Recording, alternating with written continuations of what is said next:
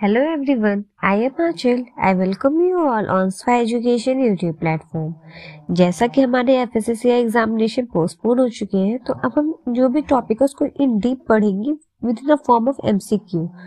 So today's our topic is MS Excel. MS Excel के आपने और भी कई सारे MCQs करे हुए. आज उसके कुछ मेनू बार्स के बारे में कुछ एक्स्ट्रा जो MCQs पूछे जा सकते हैं, जैसे केस के क्वेश्चन और कैसे एग्जाम्पल्स के, हम उस क्वेश्चन पे भी डिस्कशन करने वाले हैं. So let's start with our session.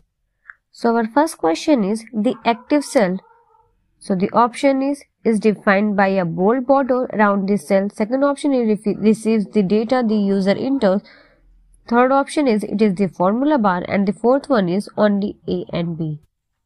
So the answer is A and B. देखिए, जो हमारी एक्टिव सेल होती है ना, उसमें हम डेटा को इंटर करते हैं. जो जब भी हम किसी डेटा को इंटर करने वाला जिस सेल में, तो उसपे एक मोटी सी बॉर्डर बन के आ जाती है. एक्टिव मतलब कि जिस सेल पे आप वर्क करना चाहते हैं. So as written here, an active cell is a rectangular box that highlights a bold border around. उस सेल के अराउंड एक बोल्ड बॉर्डर बन जाता है. This cell in a spreadsheet, जैसा कि आप यहाँ नीचे देख भी पा रहे होंगे. An active cell helps identify what cell is being worked with and where data will be entered. किस सेल पे काम हो रहा है और कहाँ पर डेटा इंटर किया जा रहा है, ये सारी चीजें आप देख पाते हो एक्टिव सेल में. एक्टिव सेल क्या होती है? जहां पर हम डेटा को इंटर करें, जिस सेल पे हम वर्क करें, तो वो हमारी एक्टिव सेल होती है. Next question is which function is used to calculate depreciation, rates of return, future values and loan payment amount. So the option is logical, second option is math and trigonometry, third option is statistical, and the fourth one is financial. So the answer is financial. Financial functions are used to calculate depreciation, rate of returns, future values and loan payments amount. जैसे कि loan हम जहाँ से लेते हैं ना, जो भी सारी चीजें होती है फाइनेंस रिलेटेड चीजें, जो चीज आपको क्वेश्चन में दी गई है, ठीक है, तो उसके लिए हम फाइनेंशियल फंक्शन का, जैसे कि हमें पता है कि जो हमारे MS एक्सेल के जो फंक्शंस होते हैं ना, जो फॉर्मूलाज मिलते हैं, वो बहुत तरह के होते हैं. आपको multiplication, average, marks, grace marks, जो भी कुछ निकालो सब कुछ निकाल सकते हो उसके दिए हुए फंक्शंस के अकॉर्डिंग. वहाँ पे बहुत सारे फंक्शन आपको प्रेजेंट मिलते हैं. तो फाइनेंशियल के लिए भी वहाँ पे बहुत सारे फंक्शन प्रेजेंट होते हैं. जैसे कि हम एग्जाम्पल ले सकते हैं, रिसीव्ड होता है, MIRR होता है इंटरनल रेट ऑफ रिटर्न के लिए, है ना, इन्वेस्टमेंट के लिए FV शेड्यूल होता है, NPV होता है. ऐसे बहुत सारे होते हैं. बस आपसे ये पूछा जा सकता है कि कौन सा फंक्शन किस चीज के लिए यूज किया जाता है. अगर लॉजिकल कुछ करना है, जैसे कि एवरेज निकालना हो गया, परसेंट निकालना हो गया, है ना, मैथ से ट्रिग्नोमेट्रिक जैसे कि साइन थीटा की वैल्यूज, अगर आपको सेल रेंज से लेकर के निकालना हो, कॉस थीटा किसकी वैल्यूज, मैथ्स के कुछ सम्स करने हो, है ना, ये सारी चीजें अगर आपको निकालनी होगी, तो आपको क्या क्या क्वेश्चन में पूछा जा सकता है कि कैसे कौन कौन से फंक्शन यूज करे जा सकते हैं. So next question is B7 that B9 indicates. So the option is cell B7 and cell B9 only. Second option is cells B7 through B9. Third option is cell B8 only, and this fourth option is none of them.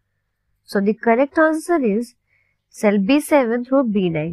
जब B7 is to B9, जब भी आपको ये इस to का sign मिल जाए ना, जिसे जो हम रेशियोज में यूज करते हैं, तो इसका मतलब ये होता है कि जिस सेल से स्टार्ट किया गया है और जहां तक जाया गया है ना, उस सेल की रेंज को इंडिकेट किया जा रहा है. जैसे कि इसमें लिखा हुआ है B7 to B9, मतलब कि B7 indicates a range of cell between B7 through B9. B7 से होते हुए B9 तक की जो सेल रेंज है उसको इंडिकेट करने के लिए B7 is to B9 का यूज करते हैं.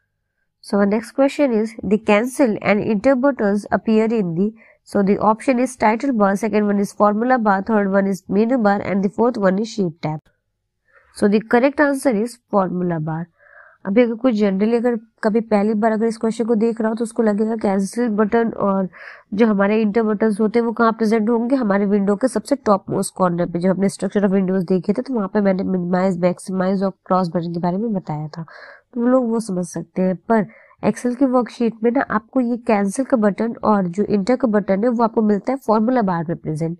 ठीक है, जब आप फॉर्मूला बार को देखोगे ना, जैसे ये जो क्रॉस दिख रहा होगा, एक टिक का मार्क आपको दिख रहा है कि FX दिख रहा है, FX मतलब कि फंक्शन, ठीक है, तो ये सारी चीजें आपको फॉर्मूला बार में प्रेजेंट मिलती है. So 3 buttons cancel, enter and function wizard appear in the formula bar. ये आपको formula wizard में show होता है, जिससे आप किसी भी चीज को कैंसिल कर सकते हो, किसी फॉर्मूला को कैंसिल कर सकते हो। फंक्शन विजार्ड में आप फंक्शन को इंटर कर सकते हो अपना, और फॉर्मूला को इंटर कर सकते हो। फंक्शन विजार्ड नहीं, फॉर्मूला विजार्ड है वो, ठीक है। और कैंसिल बटन और इंटर बटन में आप कुछ भी इंटर कर सकते हो, और अगर आपको फॉर्मूला कट करना तो आप वो भी कर सकते हो। So next question is, which of the following method can be used to enter data in a cell? So the option is pressing an arrow key, second one is pressing the tab key, third one is presenting the ESC key, and the fourth one is clicking on the formula bar. So the answer is ESC key. जब हम ESC की को press करते हैं, जब हमसे कोई चीज ऐसा होता है ना कि हमें कहीं से एग्जिट लेना है, आपको कोई फुल टाइम डॉक्यूमेंट चल रहा है और आपको वहां से एग्जिट लेना है, तो आप इनिशियली सबसे पहले आपको एकदम आसान और शॉर्टकट वे होते हैं कि आप ESC प्रेस कर लो, एस्केप का बटन प्रेस कर लो, जिससे आप एग्जिट हो जाओगे किसी भी रनिंग डॉक्यूमेंट से, रनिंग फाइल से, रनिंग विंडो से, ठीक है। So as written here, pressing the ESC key while editing a cell aborts the operation and leaves the cell in its original state. जब आप ESC को प्रेस करते हो ना, तो जो भी सेल में आप कुछ भी एडिटिंग कर रहे हो, वो फंक्शन वहीं पर रुक जाता है, और साथ में आप वहां से एग्जिट जस्ट तुरंत ले सकते हो जहां से, और उस सेल को वैसे का वैसा छोड़ दोगे जैसे वो ओरिजिनल स्टेट पे पहले से थी। आपका जो भी फंक्शन, जो भी चीजें आप वर्क कर रहे होगे, वो अबॉर्ट हो जाता है ESC की प्रेस कर। So our next question is, how do you select an entire column? So the option is select, edit, then select, then column from the menu. Second option is click the column heading letter. Third option is hold down the shift key as you click anywhere in the column. Fourth one is hold down the control key as you can click anywhere in the column. So the correct answer is click the column heading letter. जब आपको किसी भी as column को entirely select करना है, जैसे कि अगर आपने कभी एक फंक्शन को ही आपको मल्टीपल पूरी कॉलम में करवाना है, ठीक है ना, तो आप उसको ड्रैग कर करके पूरी कॉलम को पहले आप सिलेक्ट कर लोगे, ठीक है, फिर उसके बाद सेम फंक्शन को आप परफॉर्म कर सकते हो। इसलिए बोला गया है to select an entire column in MS Excel, click the column heading letter और press control plus space bar key. आप कंट्रोल प्लस स्पेस बार की के हेल्प से, या फिर आप पूरे कॉलम को सिलेक्ट करके हेडिंग लेटर से सिलेक्ट करके आप उसमें एडिट कर सकते हो। So the next question is, to create a formula, you first, so the option is select the cell you want to place the formula into. Second option, type the equal sign to tell Excel that you are about to enter a formula. Third option is enter the formula using any input value and the appropriate mathematical operators that make up your formula. And the fourth option is choose the new command from the file menu. So the correct answer is type the equal sign to tell Excel that you are about to enter a formula. सबसे basic चीज होती है Excel में, जब भी formula आप input करोगे ना, तो सबसे पहले आप इज इक्वल टू साइन को यूज करने वाले हो, तभी आपका फॉर्मूला इंटर माना जाएगा। So as written here, a formula always starts with an equal sign. Equal sign से वो स्टार्ट होता है, which can be followed by numbers, math operators such as plus और माइनस साइन। आप कोई भी ऑपरेशन, मल्टीप्लाई, डिवाइड, कोई भी ऑपरेशन आप यूज कर सकते हो मैथमेटिकल ऑपरेशंस में, and function which can really expand the power of a formula, जो कि फॉर्मूला की पावर को बढ़ा देगा। फॉर्मूला कैसे यूज करने वाला है उसको बढ़ा देगा। फंक्शंस जो होते हैं ना, वो फॉर्मूला की पावर को और ज्यादा इंक्रीज कर। So the next question is, to center worksheet title across a range of cell you must. So the option is select the cells containing the title text plus the range over which the title text is to be centered. Second one is widen the columns. Third one is select the cells containing the title text plus the range over which the title text is to be infitted. And the fourth one is format these cells with the commas. So the correct answer is select these cells containing the title text plus the range over where the title text is to be centered. अगर आप अपनी worksheet कोई बना रहे हो ना, तो अगर आपको इसको हेडिंग को डालना होता है तो आप मर्ज कर सकते हो सेल्स को। अगर आपको हेडिंग को सेंटर करना है तो आपका क्या करना पड़ेगा, सेलेक्ट करना पड़ेगा सेल्स को जिसमें आपका टाइटल टेक्स्ट प्लस ऐड है, और उसको रेंज को सिलेक्ट करके टाइटल टेक्स्ट को सेंटर में प्लेस कर दिया जाता है। जैसे कि यहाँ पे लिखा हुआ, select the cells containing the title text पर the range over which the title text is to be centred. जिस रेंज में मतलब टाइटल टेक्स्ट को सिलेक्ट करके आपको सेंटर करना है ना, तो उसको select the cells containing title text plus and the range over which the text is to be centred. यहाँ पर टेक्स्ट को सेंटर कर। So the next question is, How can you find some specific information in a list? So the option is select tool.